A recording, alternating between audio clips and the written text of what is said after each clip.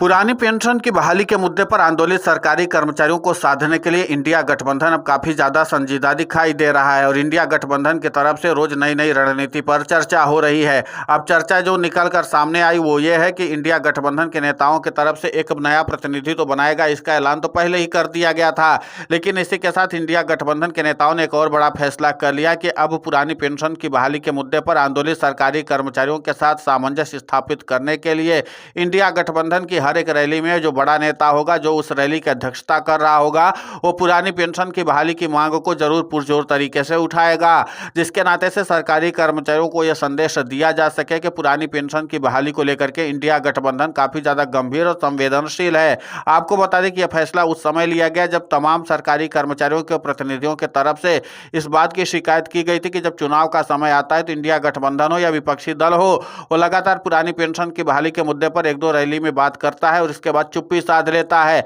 अब माना जा रहा है कि सरकारी कर्मचारियों को साधने के लिए इंडिया गठबंधन की जितनी भी रैली होगी, वहां पर जो भी मुख्य नेता होगा वो पुरानी पेंशन की बहाली के मुद्दे पर चर्चा जरूर करेगा और इस मुद्दे को जरूर उठाएगा। इसी के साथ इंडिया गठबंधन के नेताओं को एक और जानकारी जो सरकारी कर्मचारियों की तरफ से दी गई कि हमारा जो प्रतिनिधि नियुक्त किया जाएगा इंडिया गठबंधन का, वो लगातार सरकारी कर्मचारियों के प्रतिनिधियों से संवाद स्थापित करता रहेगा और उनके साथ सामंजस्य बनाने की कोशिश करता रहेगा ताकि नई नई जानकारी से उसको अपडेट कराया जा सके और वो मुख्य नेता को सूचित कर सके कि आज पुरानी पेंशन की बहाली के मुद्दे को किस तरीके से उठाना है, जिसके नाते से इसका प्रचार प्रसार तेजी से किया जा सके। आपको बता दें कि चुनावी राज्यों को लेकर के विपक्षी गठबंधन इंडिया जो है वो लगातार रणनीति बना रहा है ताकि अपने वोट बैंक को मजबूत कर सके और उस वोट बैंक का मुख्य सूत्रधार इस समय पुरानी पेंशन की बहाली के मुद्दे पर आंदोलित सरकारी कर्मचारी हैं। अब माना जा रहा है कि इंडिया गठबंधन की तरफ से जो प्रतिनिधि नियुक्त किया जाएगा उसके लिए सबसे सुटेबल नाम प्रियंका गांधी वाड्रा हैं। लेकिन इसी के साथ अब माना यह भी जा रहा है कि इंडिया गठबंधन में जिस तरीके से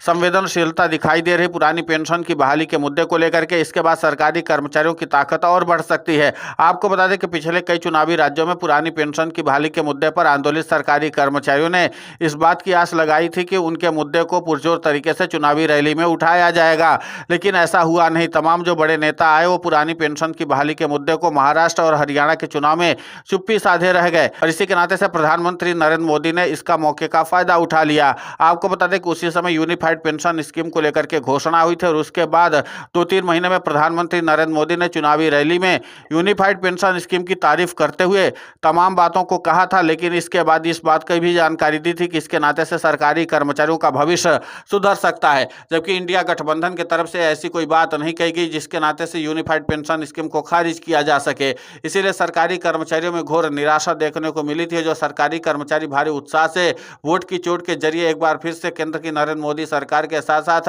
राज्य की बीजेपी शासित सरकार को चुनौती देना चाह रहे थे, वो प्लान धरा का धरा रह गया। लेकिन अब माना जा रहा है कि पुरानी पेंशन की बहाली के मुद्दे पर आंदोलित सरकारी कर्मचारियों की ताकत को समझते हुए इंडिया गठबंधन के नेताओं ने फैसला कर लिया कि अब चुनावी रैली में भी पुरानी पेंशन की बहाली के मुद्दे को पुरजोर तरीके से उठाना है ताकि सरकारी कर्मचारियों को इस बात का भरोसा रहे कि अगर इंडिया गठबंधन की सरकार बनती है तो पुरानी पेंशन की बहाली होगी। हालांकि इस बार बिहार में विधानसभा चुनाव प्रस्तावित है इसी साल के अंत में और यहाँ पर दोनों जो महागठबंधन की पार्टियां हैं, जो प्रमुख पार्टियां हैं, वह है कांग्रेस और आरजेडी और ये दोनों ही पार्टी फिलहाल पुरानी पेंशन की बहाली के ही पुरजोर समर्थक हैं। इसीलिए सरकारी कर्मचारियों को इन पर भरोसा तो है, लेकिन माना जा रहा है कि जब मल्लिकार्जुन खड़गे, राहुल गांधी, प्रियंका गांधी वाड्रा के साथ साथ तेजस्वी यादव जैसे कद्दावर नेता अगर पुरानी पेंशन की बहाली के मुद्दे को हर एक चुनावी रैली में उठाएंगे तो जाहिर सी बात है कि सरकारी कर्मचारियों के साथ साथ अन्य वर्ग भी उनके साथ जुड़ने की कोशिश करेगा और साथ ही साथ सरकारी कर्मचारियों का परिवार भी और रिश्तेदार भी जुड़ जाएंगे, जिसके नाते से सरकारी कर्मचारियों की ताकत कई गुना बढ़ सकती है और इसी के साथ इंडिया गठबंधन का वोट बैंक भी बढ़ सकता है।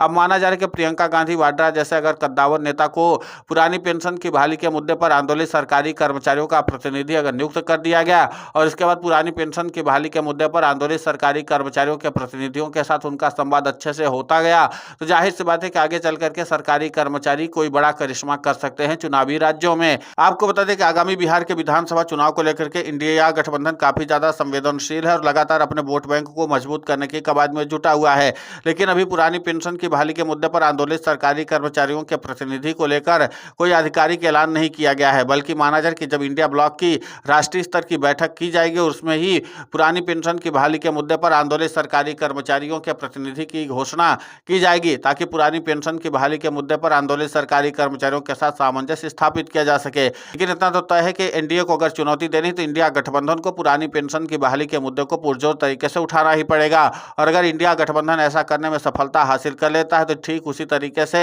एनडीए की पतन हो सकती है। जैसे उत्तर प्रदेश के लोकसभा चुनाव में भी सरकारी कर्मचारियों ने अखिलेश यादव का साथ दिया था, क्योंकि उन्होंने हर एक चुनावी रैली में पुरानी पेंशन की बहाली के मुद्दे को पुरजोर तरीके से उठाया था। और जिसके नाते से सरकारी कर्मचारियों को न सिर्फ उन्होंने विश्वास जीता बल्कि अपनी सीट भी बढ़ा ली थी। और उसी का नतीजा यह था कि देश की संसद में पुरानी पेंशन की बहाली के मुद्दे पर समाजवादी पार्टी के सांसद जबरदस्त तरीके से न सिर्फ घेरा केंद्र की मोदी सरकार को बल्कि कई तरह के सवाल भी उठा दिए, जिसके नाते से सरकार भी असहज हो गई थी। अब माना जाए कि अगर इंडिया गठबंधन के नेता इसी तरीके की रणनीति पर काम करते रहेंगे तो जाहिर सी बात है कि सरकारी कर्मचारियों का अच्छा खासा वोट बैंक उनको मिल जाएगा। और न सिर्फ वोट बैंक मिल जाएगा बल्कि सत्ता में वापसी भी हो सकती है। जाहिर सी बात है कि इंडिया गठबंधन के नेताओं को सत्ता मिल जाएगी और इसी के साथ सरकारी कर्मचारियों की पुरानी पेंशन की बहाली का रास्ता भी साफ हो जाएगा। और सरकारी कर्मचारी फिलहाल वोट की चोट के जरिए ही पुरानी पेंशन को हासिल करना चाहते हैं। अब देखना होगा कि जिस तरीके से इंडिया गठबंधन की तरफ से रणनीति बनाई गई है कि पहले तो पुरानी पेंशन की बहाली को लेकर के एक प्रतिनिधि नियुक्त किया जाएगा, इसके बाद हर एक चुनावी रैली में इस मुद्दे को उठाया जाएगा। इसका प्रभाव आगे कितना पड़ता है और चुनावी राज्यों में सरकारी कर्मचारी क्या करिश्मा करते हैं। फिलहाल इस पूरे घटनाक्रम को लेकर के आपकी प्रतिक्रिया बहुत महत्वपूर्ण होती है, आप हमें कमेंट करके जरूर बताएं। साथ ही पुरानी पेंशन की बहाली के मुद्दे पर हम लगातार आंदोलित होकर के खबरें चला रहे हैं। आप हमारे समर्थन के लिए चैनल को सब्सक्राइब करें, खबर को ज्यादा से ज्यादा शेयर करें ताकि पुरानी पेंशन की बहाली का मुद्दा और बुलंद हो।